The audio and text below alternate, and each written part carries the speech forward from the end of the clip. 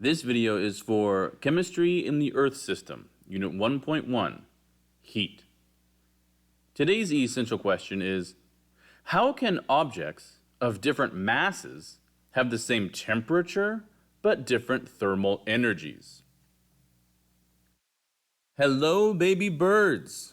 Today, we will be exploring the key difference between thermal energy and temperature. We'll anchor our lesson in a cultural and scientific phenomenon, geothermal cooking, using Earth's internal heat to prepare food. In Japan, onsen eggs are cooked at about 40 degrees Celsius for 15 to 20 minutes. In Iceland, dense rye bread, like we covered last lecture, is buried in 95 degrees Celsius sand and baked over 24 hours.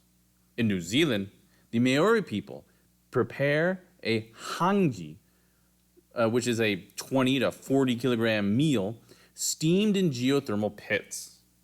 These examples help us understand how heat is transferred and how mass affects total energy, even at the same temperature.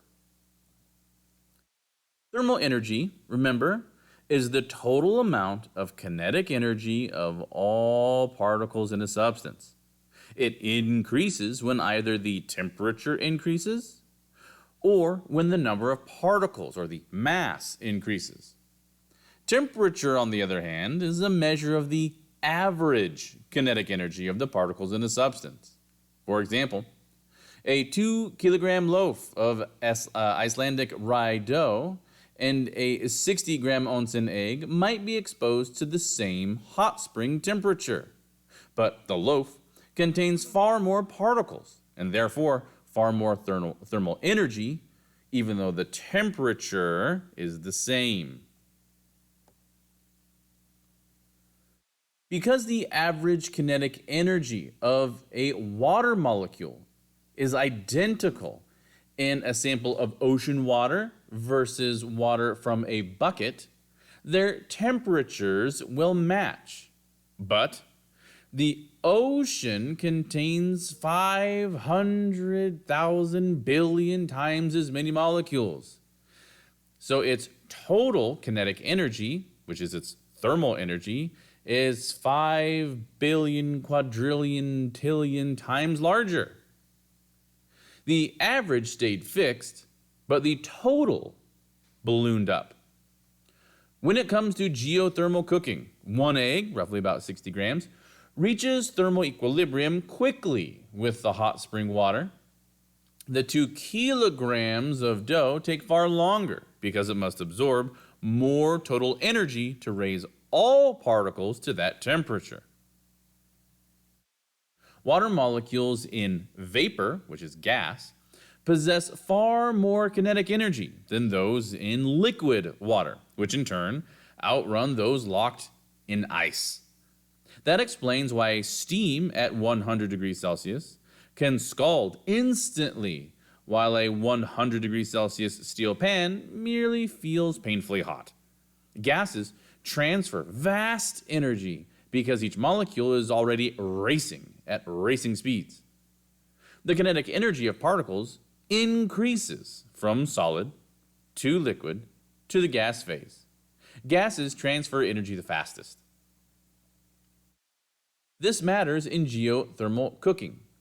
Whether you are cooking underground, like the Maori, using steam, a gas with high kinetic energy so that the food cooks faster, or you're using onsen or cooking onsen eggs in water, which is a liquid, which transfers energy more slowly, allowing for a more gentle cooking of delicate proteins like eggs. Now, this is one of the most common sources of confusion in physical science. People think that higher temperature automatically means more energy, but that's not always true. I'd like to emphasize this distinction very clearly. Temperature reflects the average kinetic energy of individual particles, while thermal energy, remember, is the sum total of all that particles have in motion. So, if you have a large mass, let's say a full bathtub of water, and that bathtub of water is at 40 degrees Celsius, and compare it to a small mug or cup of water that's also at 40 degrees Celsius, both will have the same average kinetic energy per particle.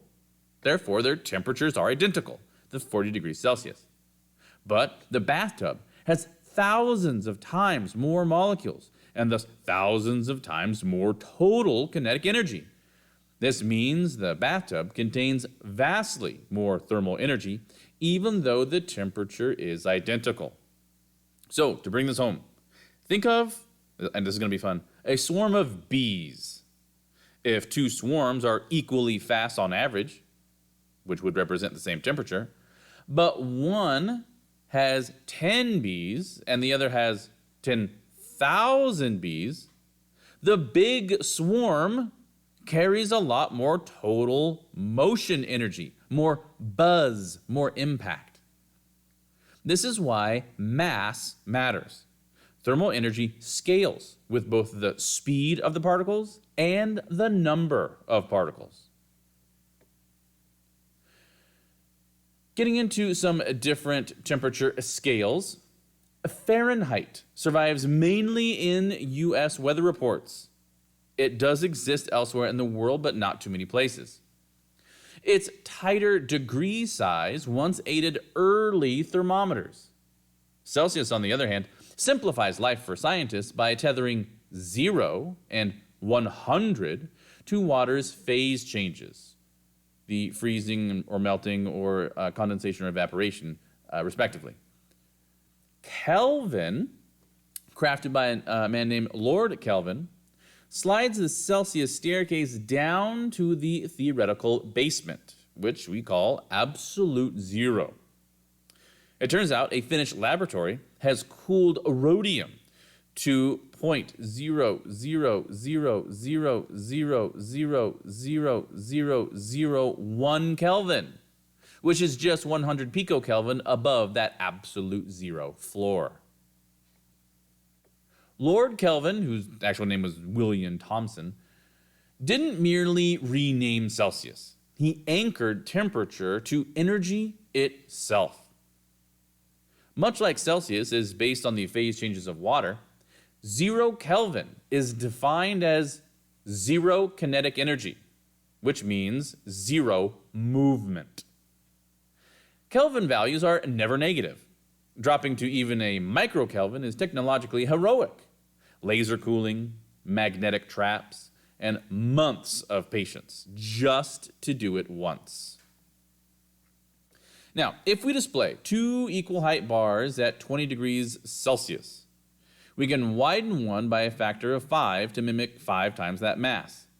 Its area, meaning the thermal energy, quintuples, means it increases by a factor of 5. This visualization cements the same height different area lesson from the ocean versus bucket example. I would like to remind you that equal masses of different substances need unequal energy doses to achieve the same change in temperature. Now, we do have an equation to represent this. Mathematically, it would be Q is equal to mc delta T.